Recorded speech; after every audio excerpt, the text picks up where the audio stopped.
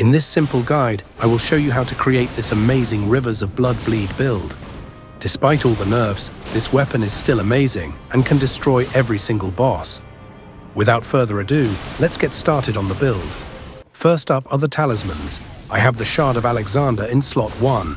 This is because this build will consist of spamming the Ash of War, Corpse Piler, and this talisman will increase the damage of all skills by 15%. The Shard of Alexander still remains one of the best talismans of all time due to its insane damage output capabilities. In the second slot is Lord of Blood's Exaltation. This talisman will increase our damage by a massive 20%.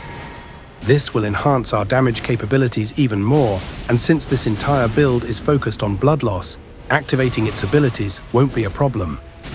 Next up, I have the Two-Handed Sword Talisman. This increases damage of all of our attacks by another 15% as long as we are two-handing our weapon. This is a necessity, so make sure you have this on. For this last talisman, you have a few options. First up is Millicent's Prosthesis. This is the best option if you want to save some levels, as it raises dexterity by 5. It also raises attack power with successive attacks, so spam Corpse Piler, get increased attack power. It's simple. Another option is the Two-Headed Turtle Talisman. This is great if you often find yourself running out of stamina, as it greatly increases stamina recovery speed. You could also use the Rotten-Winged Sword Insignia. It gives the same effect as Millicent's Prosthesis, raising successive attack power, but without the +5 dexterity. Now let's move on to the buffs.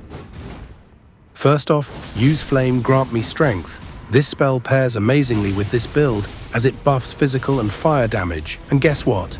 Rivers of Blood has both. This is already enough to shred your enemies, but to squeeze every ounce of strength out of this build, we can also use Golden Vow. Golden Vow increases our damage negation and our attack power. If you have some extra points, you could also go for the Howl of Shabriri. The Howl of Shabriri massively increases your attack power for a set amount of time. Don't forget though, that this spell also increases your damage taken by a whopping 30% and draws enemy aggression. So if you use this, then your summons most likely won't be able to get the enemy's attention. You will become a glass cannon with this spell. You could also use Blood Boil Aromatics. These will increase your physical attack power by a massive 30%.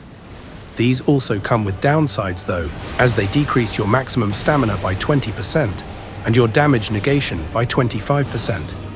These are optional for the build, so if you're not confident enough in your dodging skills, don't use these.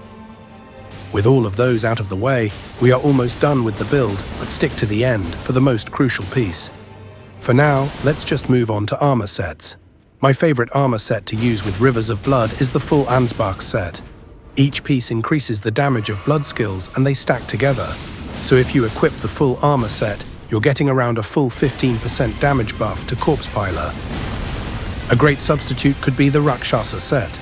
The Rakshasa set increases all damage by 2% for each piece.